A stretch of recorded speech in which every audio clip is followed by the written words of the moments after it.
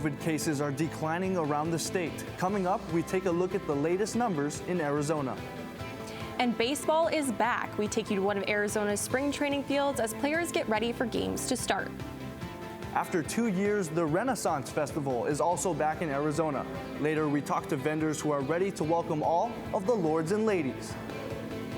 Cronkite News starts now. Good evening and welcome to Cronkite News on Arizona PBS. I'm Colt Almadova. And I'm Stona Meadows. Thank you for joining us. University of Arizona data shows that Arizona still ranks the 16th highest in the nation for COVID-19 cases. But some communities within the state are relaxing their mask mandates based on data and recommendations from the CDC. According to the CDC, rates of hospitalizations, transmission, and death from COVID-19 are plummeting. Arizona's positivity rate stands at between 3 to 5%, and most counties are in substantial risk category. And while the Arizona Department of Health Services shows as of last week both Pima and Maricopa County with positivity rates over 10%, universities across the state are loosening up restrictions. During a University of Arizona COVID-19 briefing today, UArizona President Dr. Robert C. Robbins says based on downward trends in COVID cases, the University of Arizona plans to no longer require masks in indoor spaces on March 21st. Following a week where the members of the campus community all have an opportunity to test, if we see new case counts align with the rest of Arizona and Pima County, we will be well positioned to relax our mask protocols as suggested in the CDC guidance. This follows trends at other Arizona campuses. In early March, Northern Arizona University made masks optional in some locations on campus. And today, Arizona State University students came back from spring break to find mask requirements lifted in several areas on campus. Dr. Richard Carmona shared that overall, the number of cases in Arizona are going down, but to remain vigilant. We're doing pretty well. Everything is trending in the right direction, but I think it's important, as the president has emphasized, and we all emphasize on the team, we're not out of this yet.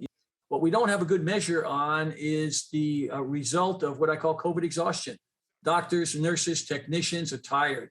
And even though you may have beds, you may not have staff beds. According to UArizona data points, they are under 5% positivity rates. Pfizer CEO says a fourth dose of the vaccine will be needed in order to fight off another wave of COVID-19.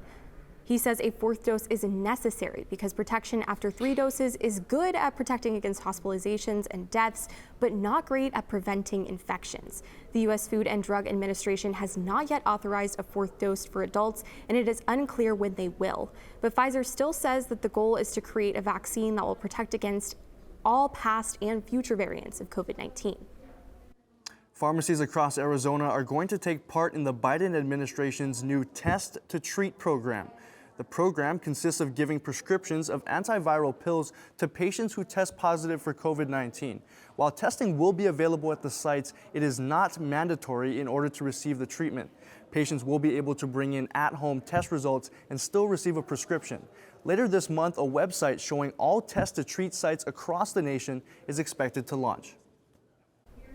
Not much good came out of the COVID-19 pandemic, but medical experts say there may be one thing: a sharp drop in the number of influenza cases for the past 2 flu seasons. Alexia Stanbridge has more from our Washington bureau. As this flu season winds down, Arizona health officials are reporting about 1/3 of the number of flu cases the state would normally see by this point in a typical season. Experts can't say for sure why that's happening, but most think the answer is as clear as the mask on your face. And the obvious answer is because of mitigation factors. The same thing that prevent you from getting COVID, prevent you from getting the flu. That means things like washing your hands, masking, and keeping your distance.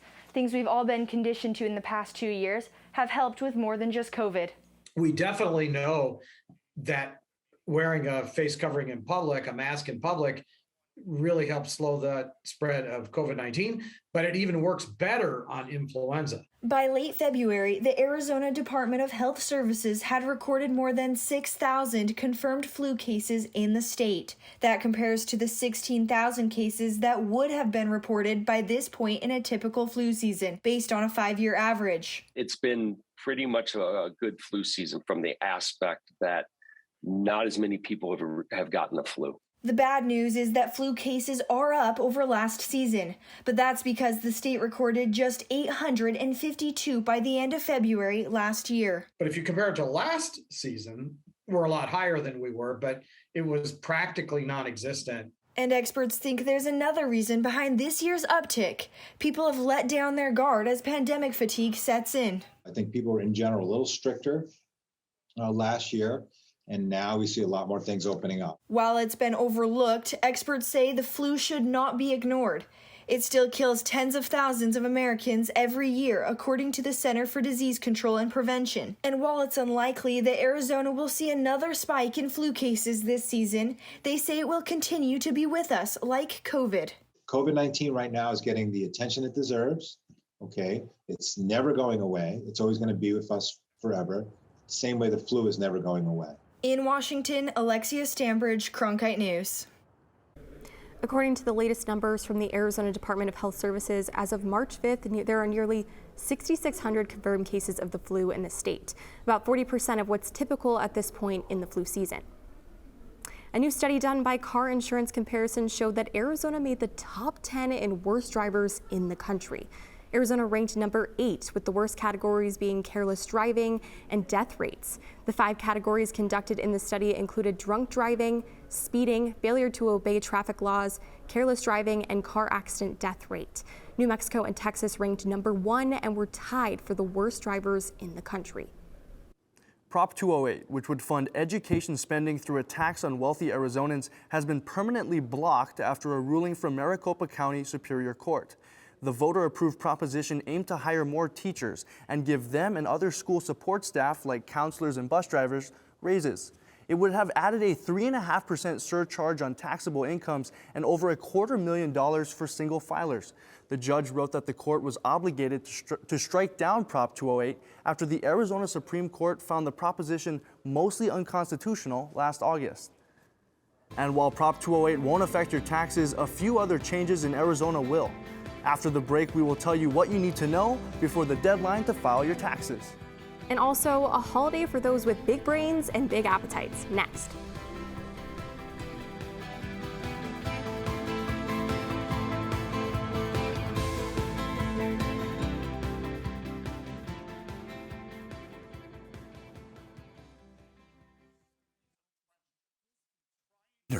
And bigger.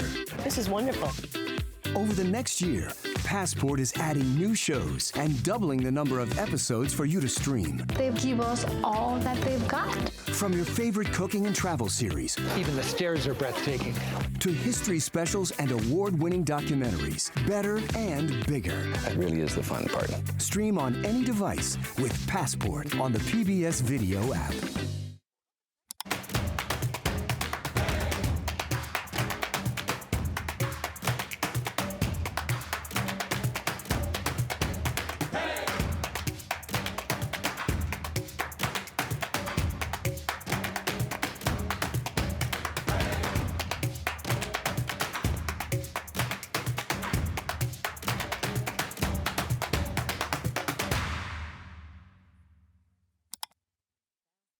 Walter Cronkite School of Journalism and Mass Communications Phoenix Sports Bureau provides students with hands-on learning experiences and opportunities in sports journalism. From covering local high schools, colleges, and the pros, students get the opportunity to go live from our Facebook shows covering local, collegiate, and pro sports in the Valley. From digital reporting, broadcast, social media, and producing, there's opportunities for all. For more, go to cronkitenews.azpbs.org. We're just about a month away from the deadline to file your taxes, and there are some changes you should know about Arizona and federal taxes. From child tax credits to stimulus checks, many are wondering what the return will look like this year. Cronkite News reporter Mitchell Zimmerman has the details on what to expect and even where you can get your return done for free. The IRS federal tax filing date is April 18th. That's 3 days after the normal filing deadline of April 15th. So you have a few extra days this year to get your taxes ready. Now there's some changes for Arizona taxes. If you contribute money to a 529 college saving plan, this year in Arizona, you can contribute more as the caps increase per beneficiary. If you're a veteran in Arizona receiving a military pension, this is the first year you don't have to pay state taxes on your pension. Rory Wilson with the Arizona Department of Revenue says this is a big deal. For the first time, military pensions for Arizona purposes are 100% excluded from taxation. So historically, military taxpayers got a $2,500 subtraction. In more recent years, they increased it to $3,500. For the first time ever, this starts with the 2021 tax year, which you file in 2022, 100% exclusion. So that's a really big benefit. Now looking at some federal changes. If you received a child tax credit from the American Rescue Plan over the last year, make sure you add them to your return. This year, the tax credit increased up to $3,600 per child, depending on their age. And now it's fully refundable for most taxpayers. If you received a third stimulus check, you don't need to add it to your return this year. However, you could be eligible for the 2021 Recovery Rebate Credit, which could reduce taxes owed for 2021. Now, we know this can all be very confusing. If you need help, there are plenty of free tax preparation sites across Arizona. To find one near you, we have a map on our website on cronkitenews.azpbs.org. At the Google touchscreen, Mitchell Zimmerman, Cronkite News. Arizona's public universities announced their 2022-2023 tuition proposal, including an increase in fees for the first time since 2019. ASU proposed a 2.5% tuition increase for in-state undergrad students, 4% for out-of-state, and 5% for international students. Arizona proposed a 2% increase for resident students and 5.6% for out-of-state undergrad tuition. NAU proposed a 3.5% increase for all in-state and out-of-state undergrads and graduate students. The Arizona Board of Regents will vote on the tuition increases on April 8th. With gasoline prices on the rise, Uber is now charging customers a new fuel fee for rides and food delivery. The temporary charge will be 45 or 55 cents per Uber trip and 35 or 45 cents per Uber Eats order, depending on the location. The fee is set to take effect on Wednesday, with money going directly to the drivers. The fee will last for 60 days, with Uber evaluating the situation after. The gas price increase comes after President Joe Biden banned imports of Russian oil, gas, and coal after Russia's war in Ukraine intensified. The average price of gasoline reached a new record of $4.17 a gallon. Happy Pi Day, Arizona. Today's date, March 14th, or 314, is the exact same as the first three numbers in the infinite number pi. You know, the whole 3.14159 thing. And while the day is Pi Day, that doesn't stop several places from celebrating with some PIE pie. Companies like 7-Eleven, Blaze Pizza, and Goldbelly, and many more are giving deals on pies, some selling whole pies for $3.14. It all sounds like a great way for fans of pies, irrational numbers, or simply good deals to celebrate. We have a stunning week of 80s ahead for us in the Valley. Evan Liss is in the Cronkite Weather Center with more. And looking at your weather headlines for Arizona and the Phoenix Metro this week, it is going to be a stunner with 80s dominating throughout the week. We're going to be staying dry, no rain chances for the Phoenix Metro area. And then on Wednesday, we have a small disturbance pass to the north of our area, and that's going to kick up the winds and also increase mid to high level cloudiness. Just going to put a little filter on the sunshine for that part of the day. Looking at our high temperatures across the state tomorrow, 87 degrees in Phoenix, and look at the Colorado River Valley. These are the places that are going to be flirting with 90 degrees tomorrow. A balmy 60 degrees in Flagstaff for them at this time of the year. Now, if you're visiting us from elsewhere, maybe it's a lot colder where you're from for spring break, bachelorette party. For your pool forecast tomorrow, we have a stunner on tap. As I said, picture perfect is my forecast for the pool tomorrow. 87 degrees, sunny. And then we also, as I said, we have the winds starting to kick up on Wednesday, but for tomorrow it should stay pretty calm. So it's really going to be a great day to get outside and enjoy the Valley of the Sun for what it's so famous for, this type of weather right here. Tuesday, tomorrow, 87 degrees, Wednesday, 87 as well. As we go through the last part of the week, we start to go down to the low 80s with that disturbance moving through. And then later in the weekend, we have a big disturbance pushing us down into the low 70s. But for now, we're enjoying this in the Valley of the Sun. I'm Evan Liss in the Cronkite News Weather Center. I'm Ashley Engel. Coming up after the break, I'll have your Cronkite Sports Report. Baseball is back. We take you out to the ballpark when we return.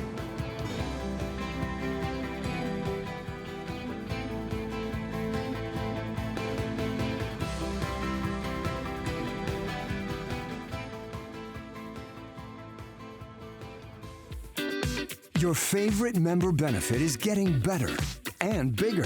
This is wonderful. Over the next year, Passport is adding new shows and doubling the number of episodes for you to stream. They give us all that they've got. From your favorite cooking and travel series, Even the stairs are breathtaking.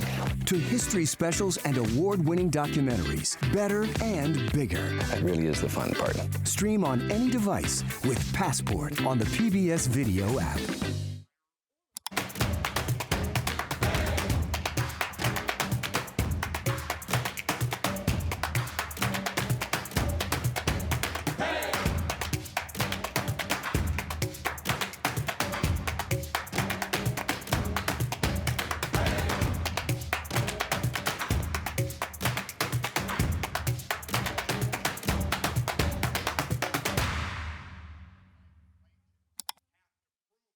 The Walter Cronkite School of Journalism and Mass Communication's Phoenix Sports Bureau provides students with hands-on learning experiences and opportunities in sports journalism. From covering local high schools, colleges, and the pros, students get the opportunity to go live from our Facebook shows covering local, collegiate, and pro sports in the Valley. From digital reporting, broadcast, social media, and producing, there's opportunities for all. For more, go to cronkitenews.azpbs.org.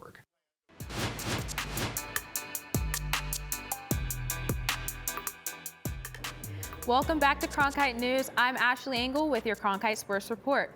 Spring training is finally underway in the Valley, and players have reported to camp and games are set to begin on Thursday. Cronkite News reporter Tyler Rolfs is at Scottsdale Stadium, where the San Francisco Giants have been preparing for the 2022 season. Major League Baseball is back, and that means spring training is back in the Valley. I'm outside of Scottsdale Stadium, home of the San Francisco Giants, as players and coaches were finally able to come together and practice and train in team facilities. COVID and now the lockout, we feel like this is an opportunity to just look forward, right? We have our writers in the clubhouse. That feels more normal. I think I saw one of our staff members with a mask on today. That feels more normal. Our players are much more comfortable expressing emotion, meaning like hugs, handshakes, high fives, like everything is trending in that direction. I think the players and our coaching staff have definitely put the lockout behind us. Baseball is right around the corner, and fans will be able to see their favorite players and teams finally play this week. As for the ball clubs, they have less time getting ready before playing these spring games. We are going to focus on improving our processes and our preparation. We're going to ask for our players' feedback on how to do that. We have plenty of ideas ourselves as a coaching staff. Teams are preparing to start the spring training season on St. Patrick's Day, and whether it be the Giants here at Scottsdale Stadium or the Diamondbacks over at Salt River Field to Talking Stick, players and fans alike are excited to get the season underway. From Scottsdale, Tyler Rolfs, Cronkite News. As for the Diamondbacks, the team made their first transaction after the lockout, bringing relief pitcher Ian Kennedy back to the Valley for a one-year contract. Kennedy was a starter for the Diamondbacks from 2011 to 2013. Kennedy will now join veteran Mark Melanson in the bullpen. March Madness is here, and the brackets are set for the NCAA tournament. University of Arizona men's team gets a top seed, while the women's team is seeded 4th and will play at home for the first round. Look on the men's side, the Wildcats are number 1 in the South region. They'll face the winner of Wright State and Bryant on Friday in San Diego at 4:27 p.m. Arizona time on True TV. Fresh off of their Pac-12 tournament title on Saturday, guard Benedict Matherin said the team is ready for the big dance. And it's all about winning it all. You know, we won the Pac-12 regular season, Pac-12 championship. Now we're going for the big thing. But like I said, we're grateful but not satisfied. So we just got to keep on going. On the women's side, the Wildcats are seeded 4th and will face UNLV on Saturday at 7 p.m. Arizona time at the McKale Center. The Wildcats made a run to the national championship last year before falling to Stanford. Head coach Adia Barnes is thrilled to get home court advantage for Game 1. This is the perfect venue. We have some of the best fans in the country. And so to be able to have the chance, hopefully, cross my fingers, to be able to sell out McHale and play at home, I mean, that's a huge advantage for the first couple rounds. The NASCAR Cup made its return to Phoenix Raceway this past weekend for the Ruoff Mortgage 500. The top 3 finishers were drivers competing for their first career wins, and it was Chase Briscoe who won it all. Yeah, it's unbelievable. They definitely made me earn it. You know, I felt like there was a couple times there I had the race one and a caution would come out, and then another one, and I got lucky. Those guys kind of started racing each other behind me, and I was able to get a gap. Unbelievable. You know, this has been a track that I have really, really struggled at and really had to learn how to get better here. And never in a million years thought I'd win at Phoenix in anything, let alone the Cup Series. And yeah, this is where the championship's at, so hopefully we can get to the Final Four and do it again. The Suns scored a season-high 140 points last night to beat the Lakers at Footprint Center. Devin Booker led the team with 30 points and 10 assists, and he says losing was not an option. The last game, I told you, man, we don't like losing 2 in a row, so we just want to come with, you know, a lot of energy and effort. And, you know, we did that to start the game, and, you know, they had parts of the game where it felt like they were pushing back, and then, you know, we rebutted again. So it was a good game for us. And with the NFL free agency getting set to begin, the Cardinals get things rolling with a pair of signings. The team announced they have signed tight end Zach Ertz and running back James Conner to 3-year extensions. Both players were starters on last year's playoff team, with Ertz coming from the Eagles. Conner led the team in touchdowns and made the Pro Bowl. He's now expected to take on an even larger role since former Cardinal Chase Edmonds signed with the Miami Dolphins and Christian Kirk signed with the Jacksonville Jaguars. The Cardinals also announced that they have signed quarterback Colt McCoy to a 2-year deal. That's all for today's Cronkite Sports Report. Back to you, Sedona and Colt. The Arizona Renaissance Festival is finally back after a 2-year hiatus. Coming up after the break, the festival vendors struggled through the pandemic, and now they are finally able to party like it's $14.99.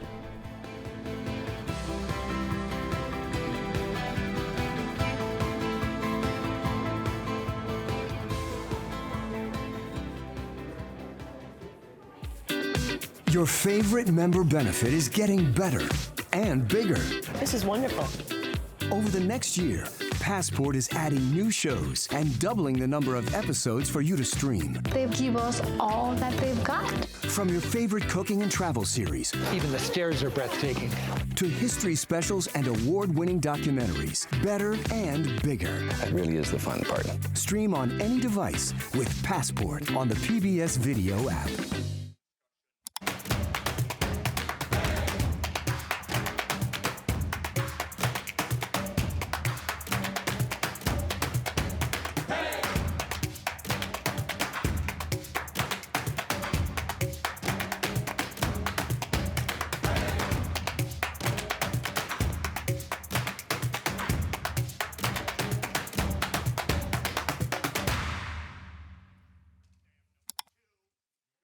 The Walter Cronkite School of Journalism and Mass Communication's Phoenix Sports Bureau provides students with hands-on learning experiences and opportunities in sports journalism. From covering local high schools, colleges, and the pros, students get the opportunity to go live from our Facebook shows covering local, collegiate, and pro sports in the Valley. From digital reporting, broadcast, social media, and producing, there's opportunities for all. For more, go to cronkitenews.azpbs.org. The pandemic led to the closure of many events, including the Renaissance Festival. Now, after 2 years, the festival is back open. Reporter Mia Marquez visited to see how vendors were eager to be back selling their wares. The excitement at the Renaissance Festival is welcome after a 2-year shutdown left many struggling to make ends meet and searching for new avenues to sell their goods. Being an entertainer, sometimes you never see something like this coming. So it's definitely a kind of a jump start on what our other options are besides just festivals.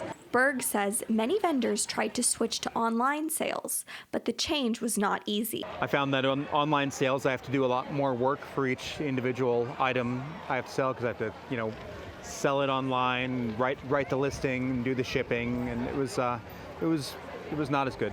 Miller also relied on federal assistance to keep his business afloat and keep his workers employed. With the way the economy was during the shutdown, if I had to let people go, there wouldn't really have been anywhere else for them to go. There weren't any new jobs open or anything like that, so it really would have put them in a bad place.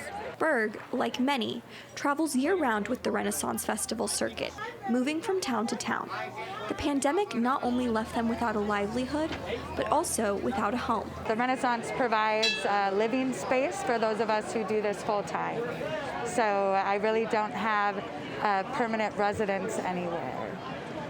But we all got a chance to really figure out how to do it on our own. Many vendors turned back to the community for housing and financial support.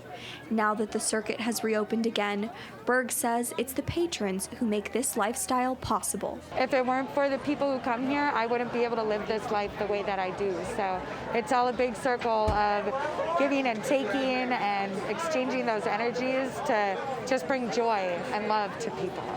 The electrified energy comes from not only the thankful vendors, but also the guests looking to have some medieval fun. In Gold Canyon, Mia Marquez, Cronkite News.